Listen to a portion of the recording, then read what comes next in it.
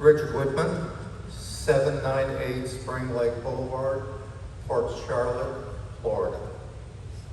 I got my PhD in wildlife and fisheries sciences.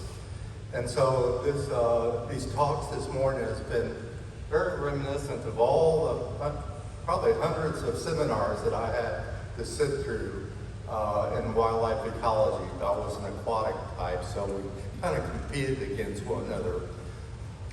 The rest of my career outside of 10 years in academia was dedicated to restoration and rehabilitation of National Park Service wildlands. And I can tell you, nobody is more serious about adaptive management and restoration of wildlands than the National Park Service and their strictness. And we too had our charismatic megafauna, we say, our poster children, our 4 species that we focused on. And we talked about what we call in the jargon, odd ecology, the ecology of a single species, and the research and population dynamics. That's what you've been fed, and I am not going to distract from the research these professionals have made, because it is good science, and it's going to be a contribution, a scientific contribution.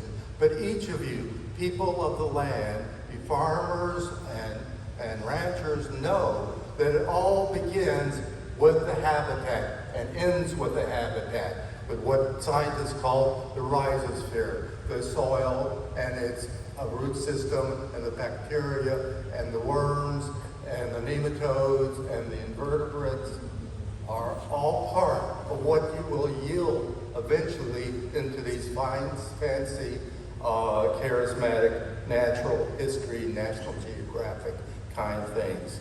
But as I said, I'm an aquatic ecologist, so I'm going to talk more about water and aquatic wildlife today. And what are the consequences of inadequate and poor management of those water fauna yielding that are in the receiving water of the Peace River and eventually Charlotte Harbor. Even the best management practice says the mining itself will permanently change. As you pointed out, Commissioner Groves, you cannot reinvent, you cannot manufacture what nature has taken decades and hundreds of years to build, and the organisms that have been adapted to those substrates and habitats. Aquatic wildlife, as you've seen, includes spoonbills, ospreys, bald eagles, pelicans, porpoises, manatees, otters, sea turtles, all kinds of diverse reptiles and amphibians that are going to be impacted. They're going to be impacted by phosphate mining directly by this. Am I already done? Yes, sir. Okay. That was your time. My last sentence then, okay?